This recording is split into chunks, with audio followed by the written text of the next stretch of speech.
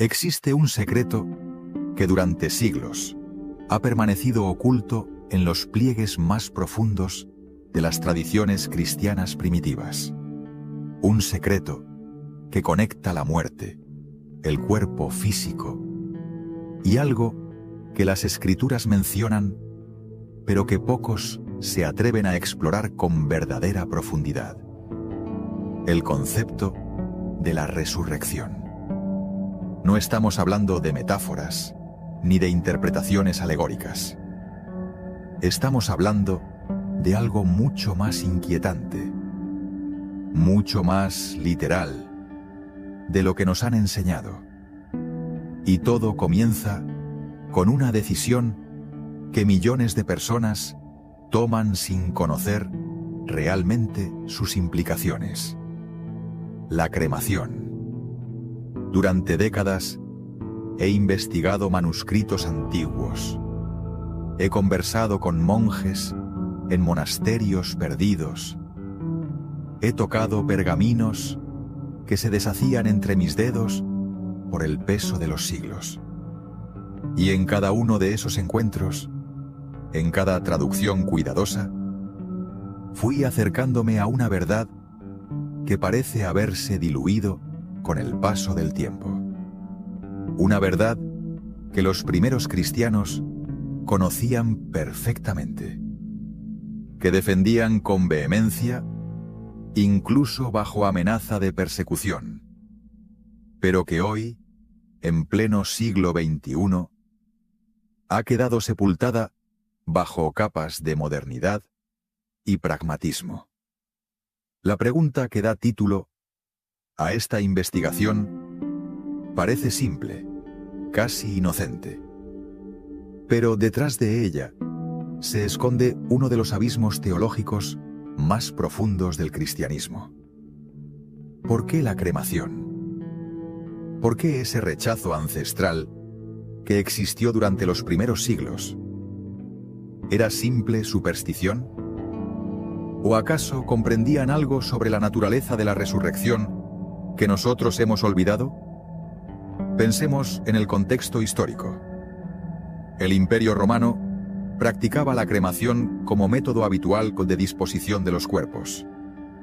Era considerado higiénico, práctico, incluso honorable para las clases altas. Sin embargo, los cristianos primitivos se negaban rotundamente a seguir esta costumbre. Preferían ser acusados de barbarismo. Preferían enfrentar el desprecio social antes que permitir que sus muertos fueran consumidos por el fuego. ¿Por qué? Los textos oficiales nos hablan de respeto al cuerpo como templo del Espíritu Santo, de imitación del entierro de Cristo. Pero tal vez haya algo más.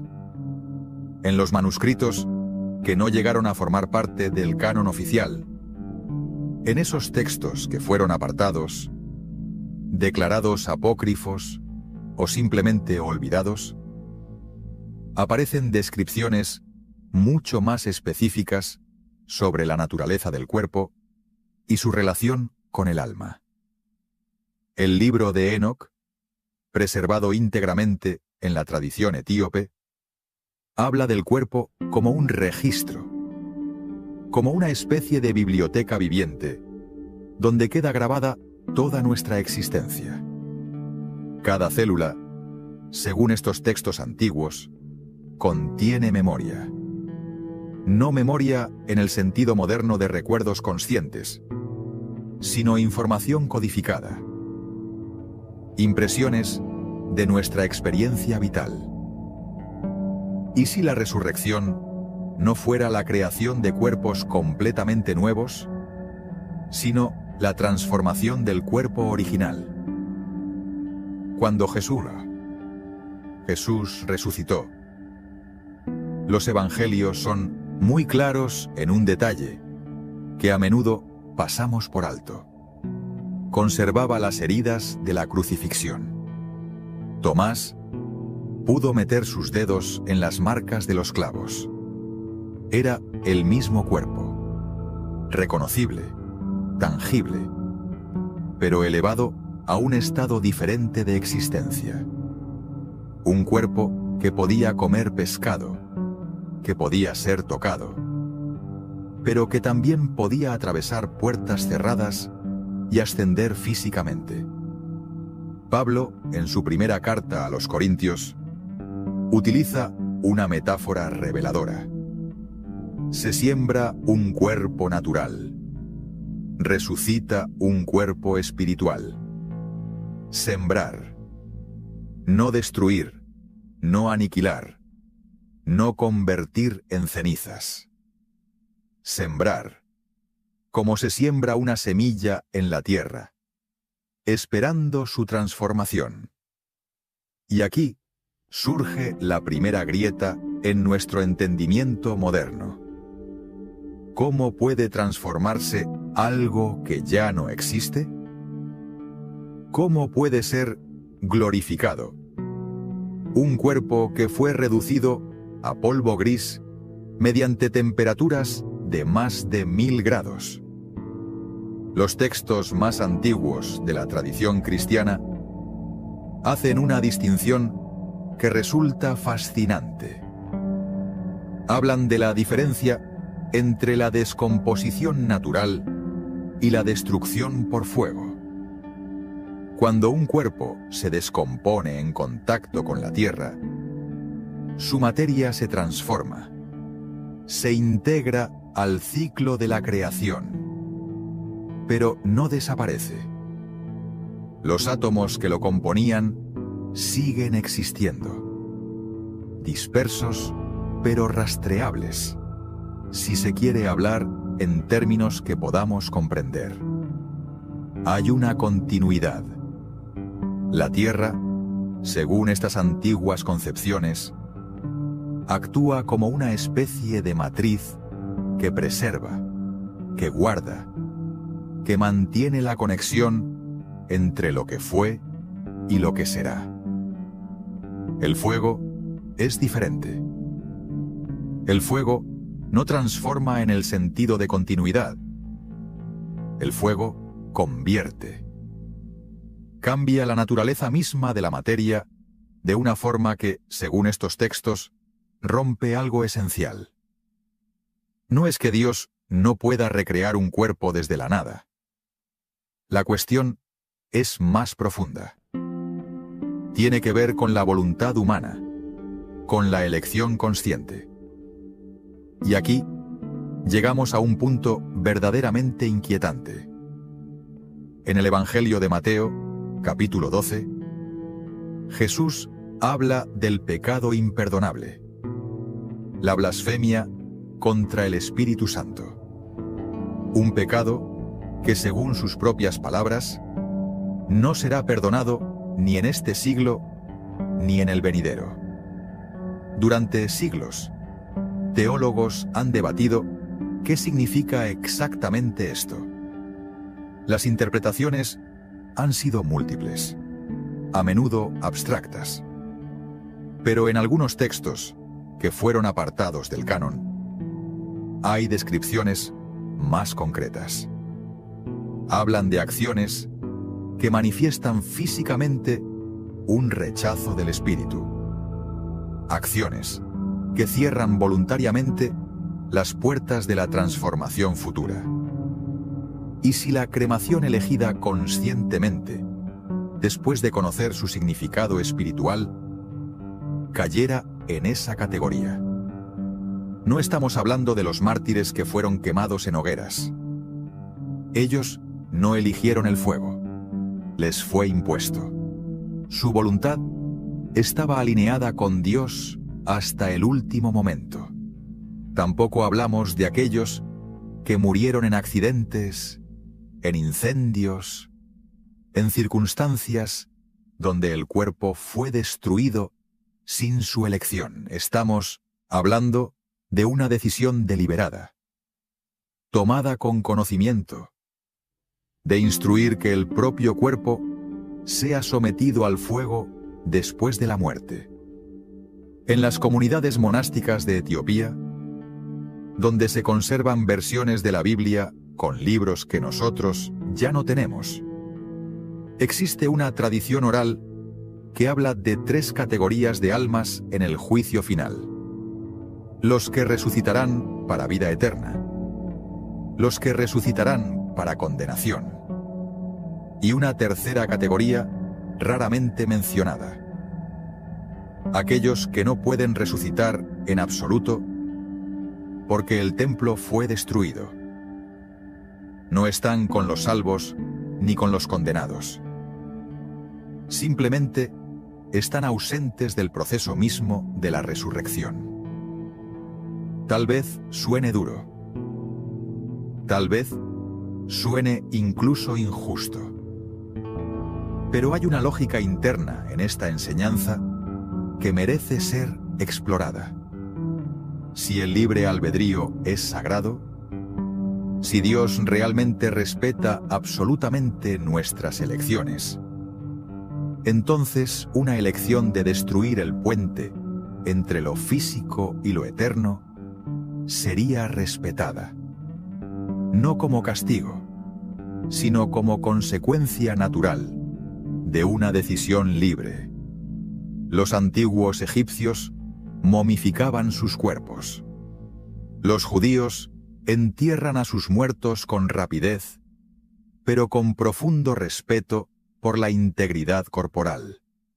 Los musulmanes lavan y envuelven los cuerpos siguiendo rituales específicos. En culturas completamente diferentes, separadas por miles de kilómetros y milenios de historia, encontramos un denominador común: el respeto reverencial al cuerpo después de la muerte. No es supersticioso pensar que quizás todas estas tradiciones intuyeran algo verdadero sobre la naturaleza humana. En los primeros 3 siglos del cristianismo, la oposición a la cremación era absoluta. No era una sugerencia, era una prohibición clara. Los padres de la Iglesia escribieron extensamente sobre este tema. Tertuliano, Minucio Félix, Cipriano de Cartago, todos ellos defendieron la inhumación como única práctica aceptable.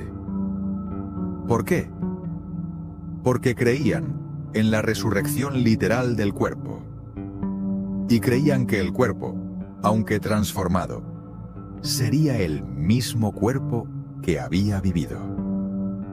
Con el tiempo, esta comprensión se fue diluyendo. La Iglesia se institucionalizó. Hizo concesiones prácticas. Permitió excepciones en casos de epidemias o necesidad. Y poco a poco, lo que era impensable se volvió aceptable.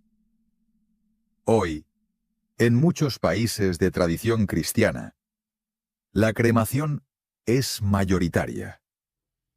Se presenta como moderna, ecológica, económica. Y tal vez lo sea, en términos puramente materiales. Pero ¿se ha perdido algo en el proceso? ¿Se ha olvidado alguna verdad esencial? Hay un detalle fascinante en los textos antiguos sobre el momento de la muerte. Describen la muerte no como un evento instantáneo, sino como un proceso que toma tiempo. Durante los primeros días después del fallecimiento, el alma aún mantiene cierta conexión con el cuerpo. Es durante este período, según estas enseñanzas, cuando el alma revisa su vida, cuando ve con claridad total cada elección, cada consecuencia. Este proceso requiere acceso a la información almacenada en el cuerpo físico. Y si la cremación, realizada a menudo pocas horas después de la muerte, interrumpiera este proceso, Los textos hablan de que se necesitan al menos 3 días para que esta revisión se complete. 3 días. El mismo período que Cristo pasó en el sepulcro antes de resucitar. Tal vez no sea coincidencia. No estoy sugiriendo que debamos aceptar estas enseñanzas ciegamente. Pero sí vale la pena preguntarse por qué fueron tan importantes para los primeros cristianos. ¿Por qué estaban dispuestos a sufrir persecución antes que traicionarlas? ¿Por qué comunidades enteras, desde Etiopía hasta Armenia, desde Egipto hasta Irlanda, mantuvieron estas tradiciones durante siglos? En el libro de los Jubileos, otro texto apartado del canon pero preservado en ciertas tradiciones, hay una descripción del cuerpo como el sello de la memoria divina. Cada parte de nosotros, dice este texto, importa comporta. Cada célula tiene registro ante Dios. Y cuando el cuerpo se descompone naturalmente, ese registro permanece accesible hasta el día de la restauración final. Pero el fuego, según este mismo texto, borra el sello. ¿Es esto literal o simbólico? Tal vez ambas cosas. Tal vez los antiguos no distinguían entre lo literal y lo simbólico de la manera que nosotros lo hacemos. Para ellos, lo físico y lo espiritual estaban profundamente entrelazados. Eran aspectos de una misma realidad. Pensemos en la arquitectura de los templos antiguos. Cuando un templo era destruido completamente, arrasado hasta sus cimientos, perdía su consagración. Ya no era un lugar sagrado. La tierra sobre la que se levantó seguía siendo la misma, pero el templo en sí había dejado de existir. Pablo comparó el cuerpo con un templo del Espíritu Santo. ¿Y si esta comparación fuera más precisa de lo que pensamos?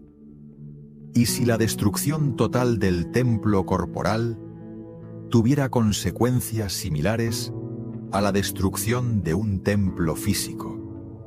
No estamos hablando de superstición medieval.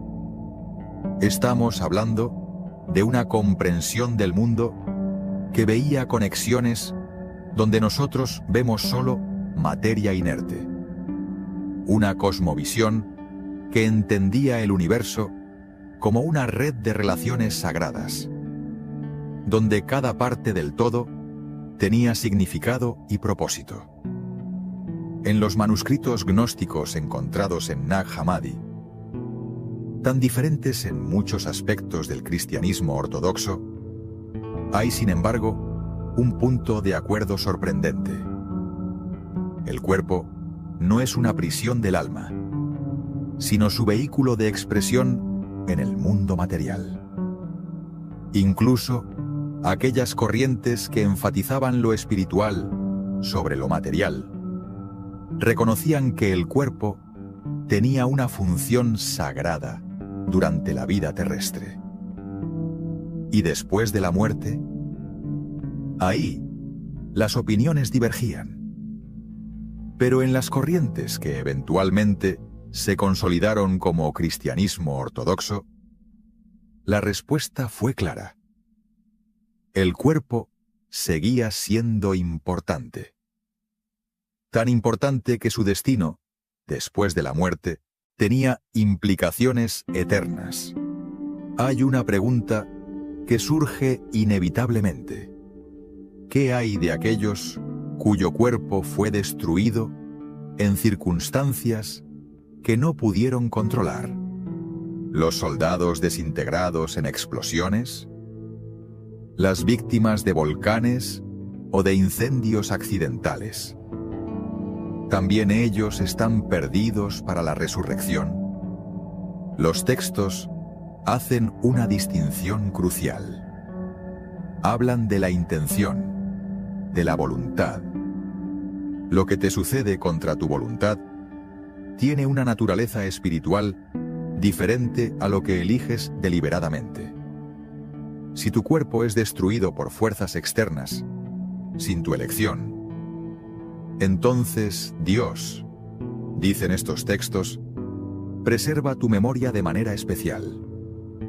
Es como si el registro, que normalmente estaría en el cuerpo, fuera guardado directamente por lo divino. Pero cuando tú eliges la destrucción, cuando firmas documentos, cuando das instrucciones específicas, estás haciendo una declaración. Estás diciendo, conscientemente o no, que este templo puede ser destruido. Y si ese es tu deseo libre, será respetado. No como castigo divino, sino como consecuencia de tu propia elección. Tal vez la verdadera pregunta no sea si Dios puede resucitar cenizas. Por supuesto que puede, si entendemos a Dios como omnipotente. La pregunta es más sutil. ¿Lo hará cuando fue tu propia decisión convertirte en cenizas? ¿Violará tu libre albedrío para darte algo que mediante tu elección indicaste que no querías? Porque elegir la cremación, si realmente comprendes lo que significa en estas tradiciones antiguas, es decir, no quiero este cuerpo para la eternidad, que sea destruido. Y si eso es lo que verdaderamente deseas, será respetado. En algunas tradiciones místicas judías, existe el concepto del luz, un hueso diminuto, indestructible, que supuestamente sobrevive incluso a la cremación, y desde el cual el cuerpo será reconstruido en la resurrección. Es una idea fascinante, casi poética. Pero el cristianismo primitivo no adoptó esta enseñanza. Para los primeros cristianos, todo el cuerpo importaba. No un hueso místico, sino la totalidad del templo. ¿Por qué esta diferencia? Tal vez porque entendían la resurrección de forma distinta. No como una reconstrucción desde un fragmento, sino como una transformación del conjunto. Como una semilla que germina, donde toda la semilla participa en el proceso, no solo una parte de ella. Hay un pasaje en 1 de Corintios donde Pablo habla de diferentes tipos de cuerpos. Cuerpos celestes, cuerpos terrestres, cada uno con su propia gloria. Y dice algo revelador. No toda carne es la misma carne. Está hablando de continuidad y transformación al mismo tiempo. El cuerpo resucitado será diferente, glorioso, pero surgirá del cuerpo terrestre. Habrá una conexión, una continuidad. ¿Puede haber continuidad cuando la materia original fue convertida en cenizas? Esta es la pregunta que estas antiguas tradiciones responden con un no rotundo. No puede. Al menos, no si la conversión en cenizas fue elegida libremente. Imagina por un momento que estas enseñanzas sean ciertas. Imagina que hay un aspecto literal en la resurrección que hemos olvidado en nuestra prisa por espiritualizar todo. ¿Cuántas personas, en este mismo momento, están tomando decisiones que afectarán su destino eterno sin tener la menor idea de lo que están haciendo. No es una cuestión menor. Si hay, aunque sea una posibilidad, de que estas tradiciones preserven una verdad olvidada, entonces vale la pena considerarla seriamente. No desde el miedo, sino desde la prudencia. Desde el respeto a lo que nuestros antecesores espirituales consideraron tan importante que estuvieron dispuestos a morir defendiéndolo. En el siglo XIX, cuando la cremación comenzó a promoverse en Europa como alternativa moderna al entierro, muchos de sus defensores más prominentes eran miembros de sociedades espiritualistas y teosóficas. Creían en la reencarnación, no en la resurrección cristiana. Para ellos, el cuerpo era meramente un vehículo temporal que el alma abandonaba para encarnar en otro. Bajo esa filosofía, preservar el cuerpo carecía de sentido. Es coincidencia que la aceptación masiva de la cremación en Occidente haya ido de la mano con la disminución de la fe en la resurrección literal del cuerpo. O tal vez las dos cosas están conectadas. Tal vez nuestras prácticas físicas reflejan y refuerzan nuestras creencias espirituales. Y cuando cambiamos las prácticas, cambiamos las creencias, a menudo sin darnos cuenta. Los sociólogos han notado un fenómeno interesante. En países donde la cremación es mayoritaria, la creencia en la vida después de la muerte tiende a ser más abstracta, más vaga. En cambio, donde prevalece el entierro, especialmente en comunidades religiosas tradicionales, la fe en la resurrección tiende a ser más concreta, más literal. Causa o efecto. Probablemente ambas cosas. En un ciclo que se refuerza a sí mismo. Dejamos de creer en la resurrección corporal. Así que la cremación parece aceptable. Practicamos la cremación. Y eso refuerza la idea de que el cuerpo es prescindible, lo cual debilita aún más la fe en la resurrección literal. Pero, ¿y si los antiguos tenían razón? ¿Y si hay una conexión real, objetiva, entre preservar el cuerpo y la posibilidad de resurrección? Entonces estaríamos asistiendo a una tragedia espiritual de proporciones masivas, desarrollándose silenciosamente, sin que la mayoría de las personas tengan la menor conciencia de lo que está sucediendo. No estoy diciendo que así sea definitivamente. No tengo esa certeza. Pero sí digo que vale la pena preguntárselo. Vale la pena explorar estas tradiciones antiguas sin descartarlas automáticamente como superstición. Porque tal vez sabían algo que nosotros, en nuestra arrogancia moderna, hemos olvidado. La ciencia moderna nos ha enseñado mucho sobre el mundo material. Pero hay preguntas que la ciencia no puede responder. Preguntas sobre el significado, sobre el propósito, sobre qué sucede cuando morimos. Para esas preguntas, necesitamos otras fuentes de sabiduría. Y una de esas fuentes son las tradiciones espirituales que han sobrevivido milenios. En los monasterios del Monte Athos en Grecia, los monjes ortodoxos siguen practicando el entierro tradicional. Después de varios años, exhuman los huesos, los lavan con vino y los colocan en osarios donde descansan junto a los huesos de generaciones previas de monjes.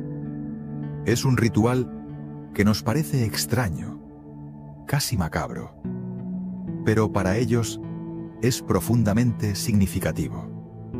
Los huesos son tratados con reverencia porque representan la promesa de la resurrección. ¿Supersticioso? Tal vez. O tal vez es un reconocimiento de algo que hemos olvidado, que somos seres tanto materiales como espirituales, y que ambos aspectos de nuestro ser tienen dignidad, tienen significado, tienen destino. Cuando Jesús dijo, «Ni un cabello de vuestra cabeza perecerá», ¿estaba hablando poéticamente? ¿O estaba revelando algo sobre la naturaleza meticulosa, detallada, de la resurrección?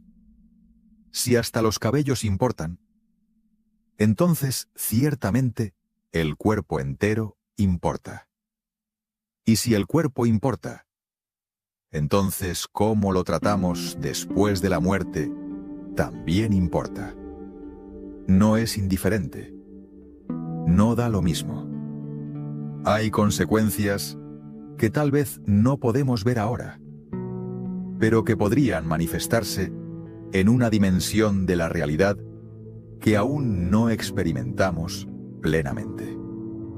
La modernidad nos ha entrenado para pensar que solo lo que puede ser medido y cuantificado es real.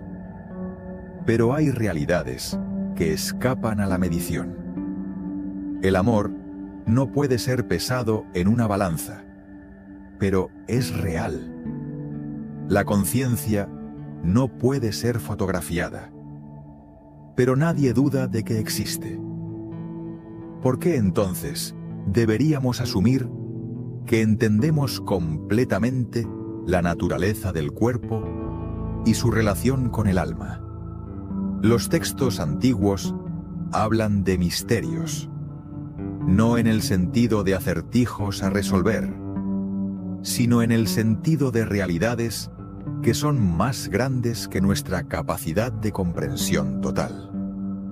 La resurrección es descrita como un misterio, no porque sea irracional, sino porque trasciende nuestra experiencia ordinaria, porque involucra dimensiones de la realidad que normalmente no percibimos. Y si la resurrección es un misterio, entonces, tal vez, deberíamos acercarnos a ella con humildad. Tal vez, deberíamos admitir que no lo sabemos todo, que nuestros antepasados espirituales, que vivieron más cerca de estos eventos fundacionales, que preservaron estas enseñanzas con tanto cuidado, tal vez sabían algo que vale la pena considerar. No estoy proponiendo un retorno acrítico al pasado. No estoy sugiriendo que debamos aceptar todo lo que los antiguos enseñaron sin cuestionamiento. Pero sí creo que hemos perdido algo valioso en nuestra prisa por modernizarnos. Hemos tirado al bebé con el agua de la bañera, como dice el refrán. La cremación puede ser práctica, puede ser económica, puede ser ecológica, aunque eso es debatible, dado el consumo energético involucrado. Pero si estas antiguas tradiciones preservan aunque sea un grano de verdad, entonces la practicidad se vuelve irrelevante. Porque estamos hablando de algo infinitamente más importante que la conveniencia. Estamos hablando del destino eterno del alma. ¿Es dramático decirlo así? Tal vez. Pero la eternidad es dramática por definición. Es lo más serio que existe. Y si hay decisiones que tomamos en esta vida que afectan nuestro estado en la eternidad, entonces no hay nada más importante que entender cuáles son esas decisiones y tomarlas conscientemente. Los antiguos comprendían esto. Por eso, tomaban tan en serio el tratamiento del cuerpo después de la muerte. No era vanidad. No era obsesión con lo material. Era reconocimiento de que lo que hacemos con nuestros cuerpos tiene significado espiritual, que somos unidades psicosomáticas, como dirían algunos teólogos modernos, que no podemos separar limpiamente lo material de lo espiritual, porque están entrelazados en la esencia misma de lo que somos. Y si esto es cierto para la vida, ¿por qué no sería cierto también para la muerte y para lo que viene después de la muerte? Hay una pregunta que tal vez te estés haciendo. ¿Qué hay de la ciencia? ¿Qué dice la ciencia sobre todo esto? Y la respuesta honesta es: la ciencia no puede pronunciarse sobre la resurrección, porque la resurrección, por definición, es un evento que trasciende las leyes naturales que la ciencia estudia. Es como preguntar qué dice la física sobre el amor, o qué dice la química sobre la belleza. La ciencia es una herramienta maravillosa para estudiar el mundo natural, pero tiene límites. No puede decirnos qué es bueno o malo. No puede decirnos cuál es el sentido de la vida. No puede decirnos qué sucede después de la muerte. Para esas preguntas, necesitamos filosofía.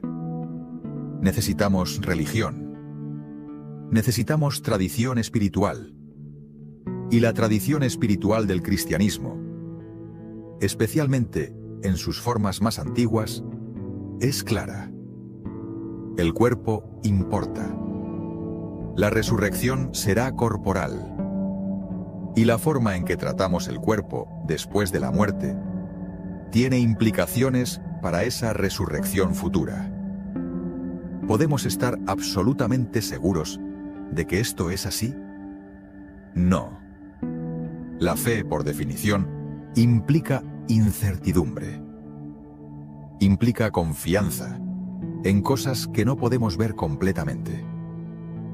Pero podemos estar lo suficientemente seguros como para actuar en consecuencia. Podemos decir: aunque no tengo certeza absoluta, lo que estas tradiciones enseñan es lo suficientemente importante como para tomarlo en serio. Es la lógica de la famosa apuesta de Pascal, pero aplicada a un tema específico. Si la cremación realmente pone en riesgo la resurrección y la evitas, ganas eternidad. Si la cremación no tiene consecuencias espirituales, pero la evitas de todos modos, no pierdes nada esencial. En cambio, si la cremación sí tiene consecuencias y la eliges, las pérdidas podrían ser incalculables. No es cuestión de vivir aterrorizado. Es cuestión de tomar decisiones informadas, de considerar todas las dimensiones de una elección, no solo las prácticas y económicas. Y hay algo más que vale la pena considerar: el simbolismo. Incluso si pusiéramos entre paréntesis toda la cuestión de la resurrección literal, hay algo profundamente simbólico en cómo tratamos a nuestros muertos. Enterrar un cuerpo es decir: confío en que la naturaleza, en que los procesos de la creación harán su trabajo de transformación. Es un acto de entrega, de confianza. Quemar un cuerpo es diferente. Es un acto más violento, más definitivo. Es decir, quiero que esto termine completamente, ahora por mi propia mano. Hay menos rendición, menos confianza en los procesos naturales de transformación. No estoy diciendo que haya intención consciente de esto en la mayoría de las personas que eligen cremación. Pero los símbolos trabajan en nosotros de maneras que no siempre comprendemos conscientemente. Y tal vez hay una razón por la cual, a través de culturas y milenios, el entierro ha sido la forma predominante de honrar a los muertos. Porque devolver el cuerpo a la tierra es reconocer que venimos de la tierra y a ella volveremos. Es participar en el gran ciclo de vida, muerte y renovación que gobierna todo el cosmos. Es una forma de decir: confío en que lo que parece final no lo es realmente.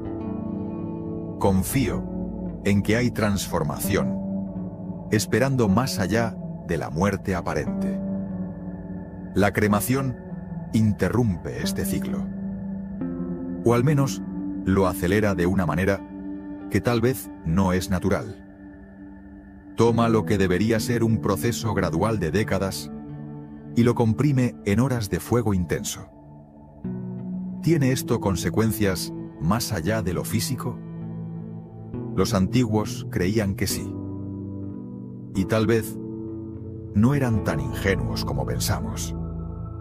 Tal vez comprendían conexiones que nosotros, en nuestra fragmentación moderna, hemos perdido de vista.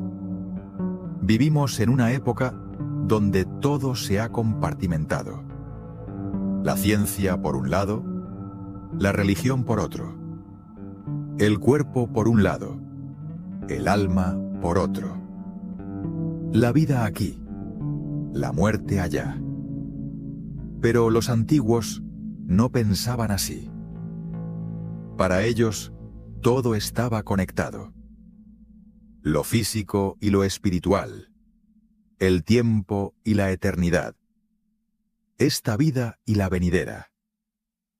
Y desde esa perspectiva integrada, la forma en que dispones de tu cuerpo después de la muerte no es una cuestión meramente práctica. Es una declaración sobre quién eres, qué crees, cómo entiendes tu lugar en el cosmos. Cuando eliges el entierro, estás diciendo conscientemente o no: creo en la continuidad. Creo que algo del yo que fui persiste y será restaurado. Confío en los procesos de transformación natural. Respeto el templo que habitó mi alma. Cuando eliges la cremación, estás diciendo algo diferente.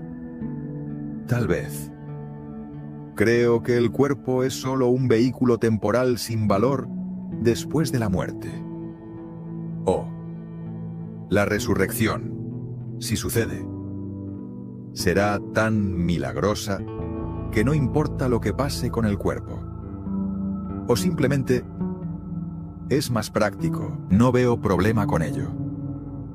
Ninguna de estas posiciones es necesariamente incorrecta. Pero es importante ser consciente de lo que estamos diciendo, de qué elección estamos haciendo, especialmente si hay tradiciones antiguas y respetables que sugieren que la elección podría tener más peso del que pensamos. He pasado décadas investigando textos antiguos, visitando lugares sagrados, conversando con personas que dedican su vida a preservar tradiciones espirituales. Y una cosa que he aprendido es que a menudo hay sabiduría en enseñanzas que inicialmente parecen extrañas o anticuadas. Hay razones por las cuales ciertas prácticas sobrevivieron milenios. Y no siempre son las razones que parecen obvias en la superficie. La prohibición de la cremación en el cristianismo primitivo no era un capricho. No era mera imitación de las prácticas judías. Era parte de una comprensión más amplia sobre la naturaleza humana, sobre el cuerpo y el alma, sobre lo que significa la resurrección. Y tal vez, solo tal vez, esa comprensión contenía verdades que todavía son válidas hoy. Verdades que no dependen de la cosmovisión antigua para ser ciertas. Verdades sobre la interconexión del cuerpo y el alma. Sobre la importancia del respeto a lo material como portador de lo espiritual. No tengo todas las respuestas. Nadie las tiene. Pero sí tengo preguntas. Preguntas que creo que vale la pena hacer. Preguntas que tal vez tú también deberías considerar si estás en posición de tomar decisiones sobre estos temas. ¿Qué pasaría si los primeros cristianos tenían razón? ¿Qué pasaría si su rechazo absoluto de la cremación no era superstición, sino conocimiento de algo real? ¿Qué pasaría si la forma en que tratamos nuestros cuerpos después de la muerte realmente tiene consecuencias eternas? No es una pregunta que pueda responderse con certeza desde este lado de la muerte. Pero es una pregunta que merece ser tomada en serio. Porque si hay, aunque sea una posibilidad, de que la respuesta sea afirmativa, entonces las implicaciones son demasiado grandes como para ignorarlas. Al final, cada uno debe tomar sus propias decisiones. El libre albedrío es sagrado y nadie debería ser forzado a actuar contra su conciencia. Pero la libertad genuina requiere información, requiere conocer las alternativas y sus posibles consecuencias. Si después de considerar todo esto, después de reflexionar sobre las tradiciones antiguas y lo que enseñaron, después de sopesar las posibilidades, alguien todavía elige la cremación, es su derecho. Pero que sea una elección informada, que sea consciente de lo que las tradiciones más antiguas del cristianismo enseñaron sobre este tema. Porque al final, no se trata de seguir reglas arbitrarias. Se trata de entender que vivimos en un universo de significado, donde las acciones tienen consecuencias que tal vez no vemos inmediatamente, pero que son reales, sin embargo. Se trata de tomar decisiones que honren tanto nuestro ser material como nuestro ser espiritual. Los antiguos lo sabían. Por eso, trataban el cuerpo con tanto respeto, incluso en la muerte, no porque fueran primitivos o supersticiosos, sino porque entendían algo profundo sobre la naturaleza humana. Algo que tal vez nosotros, en nuestra sofisticación moderna, hemos olvidado. Y tal vez sea tiempo de recordar, de reconectar con esa sabiduría antigua. No porque el pasado fuera perfecto, sino porque a veces preservó verdades que son tan relevantes hoy como lo fueron hace 2000 años. La pregunta sobre la cremación y la resurrección no es solo una curiosidad histórica. Es una pregunta viva, relevante, para millones de personas que están tomando decisiones sobre estos temas en este mismo momento. Y merecen tener acceso a toda la información disponible, incluyendo lo que las tradiciones más antiguas del cristianismo enseñaron. No te pido que creas ciegamente. Te pido que consideres, que reflexiones, que no descartes automáticamente enseñanzas que fueron centrales para los primeros cristianos. Que te preguntes si tal vez, solo tal vez, sabían algo que vale la pena recuperar. Porque en un mundo donde todo parece tan incierto, donde las verdades tradicionales son constantemente cuestionadas, tal vez hay valor en volver a los fundamentos, en preguntarse qué creían aquellos que estuvieron más cerca del origen de esta fe. ¿Qué les pareció tan importante que estuvieron dispuestos a sufrir por ello? Y la preservación del cuerpo para la resurrección era una de esas cosas. Era tan importante que preferían el martirio antes que permitir que sus cuerpos fueran cremados. Tal vez eso nos diga algo. Tal vez eso merezca nuestra atención. Al final, cada uno de nosotros morirá. Es la única certeza absoluta en esta vida. Y cómo dispongamos de nuestro cuerpo después de la muerte es una decisión que, una vez tomada, no puede revertirse. Por eso, vale la pena pensarla cuidadosamente. Vale la pena considerar todas las dimensiones, todas las posibilidades, todas las enseñanzas relevantes. Y si después de todo esto decides enterrar tu cuerpo en lugar de cremarlo, no será por miedo supersticioso. Será por respeto a una tradición milenaria, por humildad ante misterios que no comprendemos completamente, por reconocimiento de que tal vez hay más en la muerte y la resurrección de lo que nuestra modernidad nos ha permitido ver. O tal vez decidas otra cosa. Y está bien. Lo importante es que sea una decisión consciente, informada, tomada con pleno conocimiento de lo que las tradiciones antiguas enseñaron y por qué lo consideraban tan importante. Porque al final no se trata solo de cremación o entierro. Se trata de algo mucho más profundo. Se trata de cómo entendemos nuestra propia naturaleza. De si creemos que somos solo materia destinada a disolverse, o si hay algo más, algo que persiste, que se transforma, que aguarda resurrección. Los antiguos creían lo segundo y actuaban en consecuencia. Tal vez había sabiduría en esa creencia. Tal vez todavía la hay.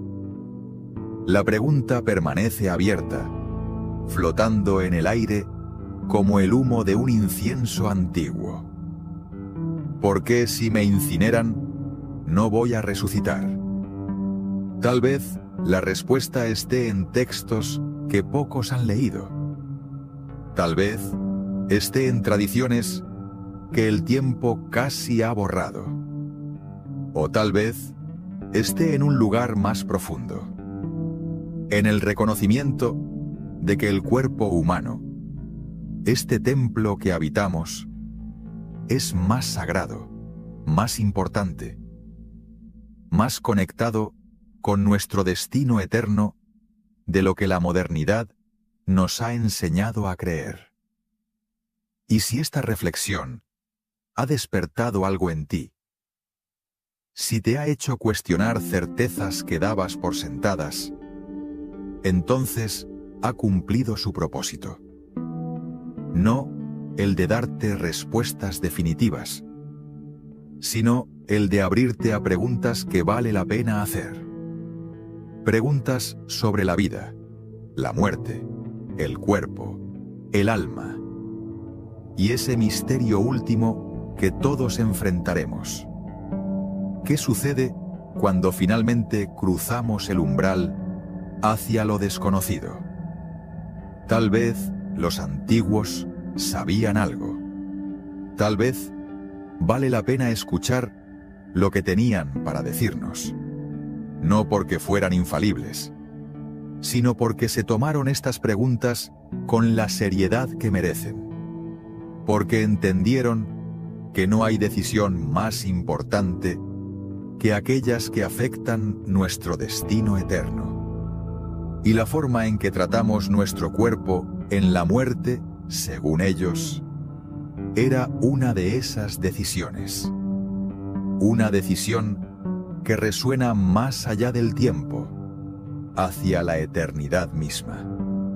Si sientes que hay algo de verdad en todo esto, si algo en tu interior resuena con estas reflexiones, tal vez sea momento de considerar qué harás cuando llegue tu momento.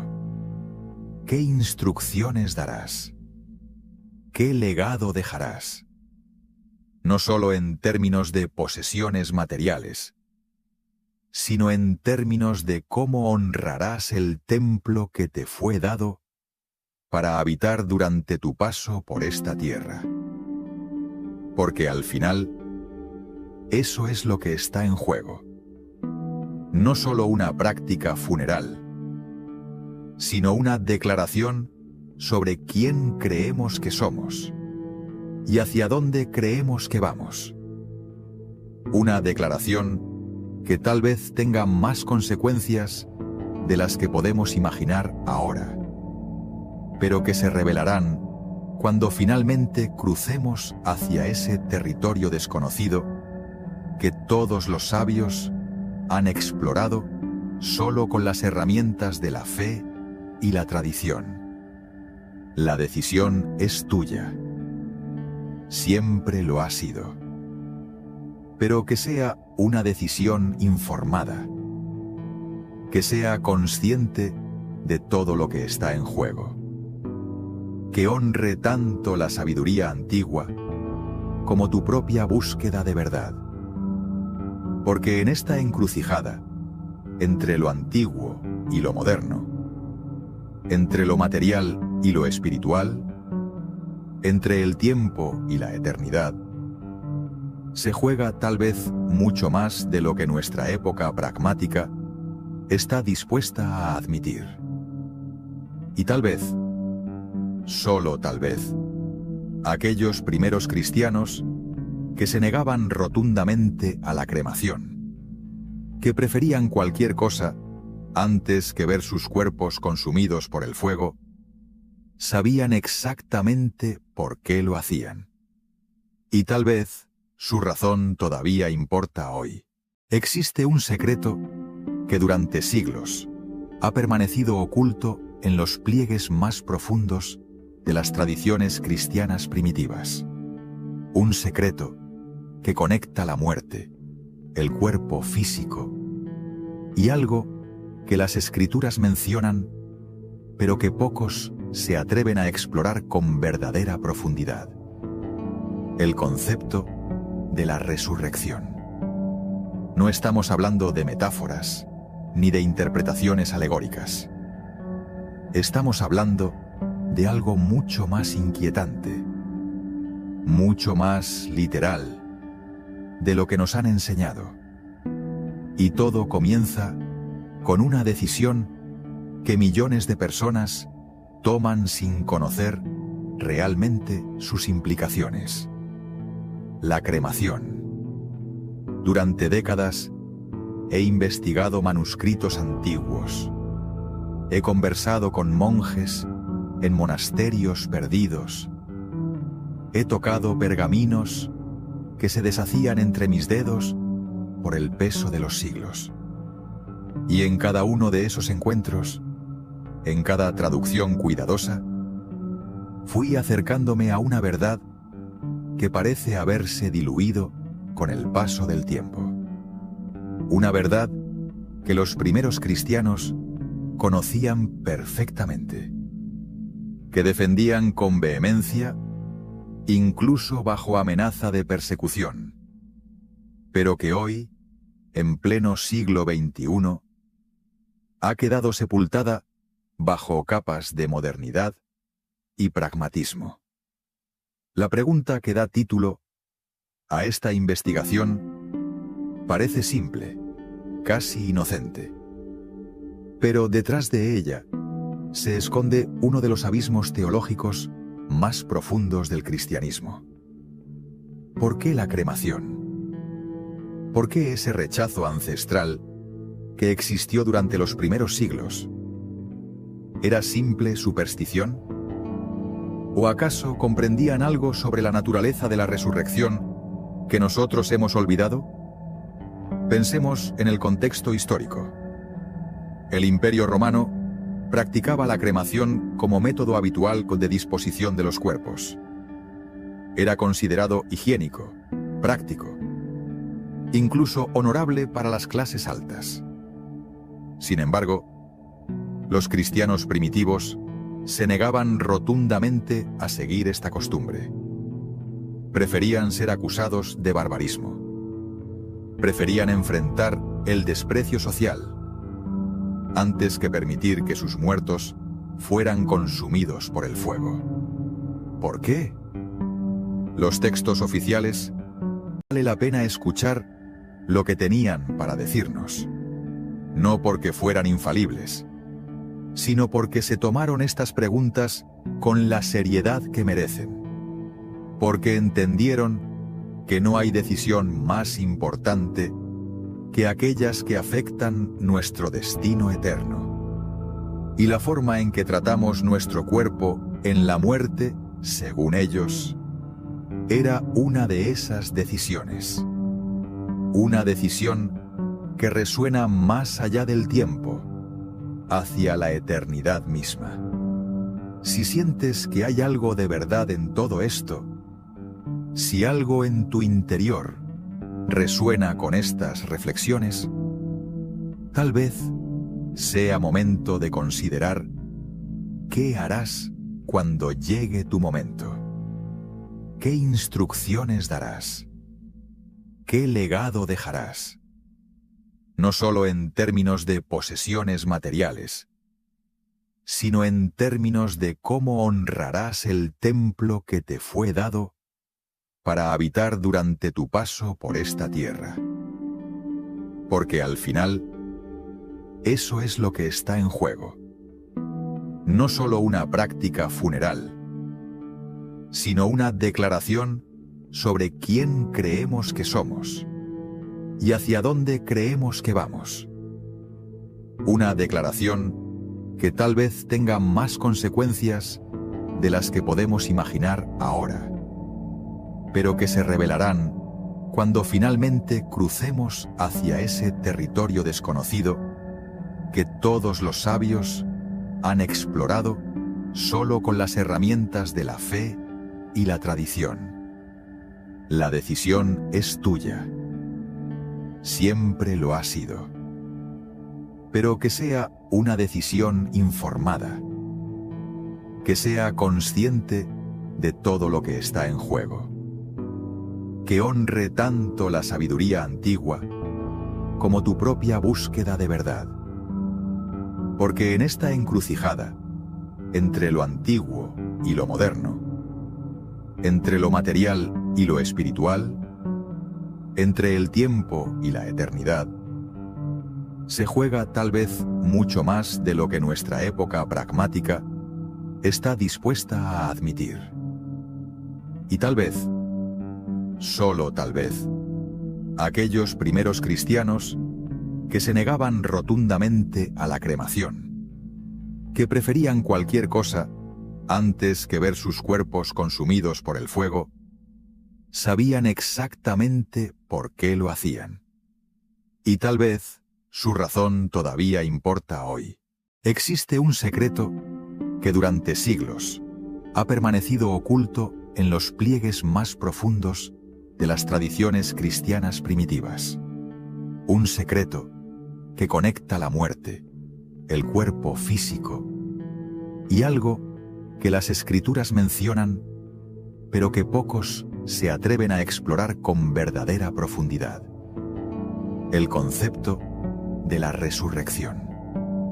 No estamos hablando de metáforas ni de interpretaciones alegóricas. Estamos hablando de algo mucho más inquietante, mucho más literal de lo que nos han enseñado. Y todo comienza con una decisión que millones de personas toman sin conocer realmente sus implicaciones: la cremación. Durante décadas he investigado manuscritos antiguos. He conversado con monjes en monasterios perdidos. He tocado pergaminos que se deshacían entre mis dedos por el peso de los siglos. Y en cada uno de esos encuentros, en cada traducción cuidadosa, fui acercándome a una verdad que parece haberse diluido con el paso del tiempo. Una verdad que los primeros cristianos conocían perfectamente, que defendían con vehemencia, incluso bajo amenaza de persecución, pero que hoy, en pleno siglo XXI, ha quedado sepultada bajo capas de modernidad y pragmatismo. La pregunta que da título a esta investigación parece simple, casi inocente, pero detrás de ella se esconde uno de los abismos teológicos más profundos del cristianismo. ¿Por qué la cremación? ¿Por qué ese rechazo ancestral que existió durante los primeros siglos? ¿Era simple superstición? ¿O acaso comprendían algo sobre la naturaleza de la resurrección que nosotros hemos olvidado? Pensemos en el contexto histórico. El Imperio Romano practicaba la cremación como método habitual de disposición de los cuerpos. Era considerado higiénico, práctico, incluso honorable para las clases altas. Sin embargo, los cristianos primitivos se negaban rotundamente a seguir esta costumbre. Preferían ser acusados de barbarismo. Preferían enfrentar el desprecio social antes que permitir que sus muertos fueran consumidos por el fuego. ¿Por qué? Los textos oficiales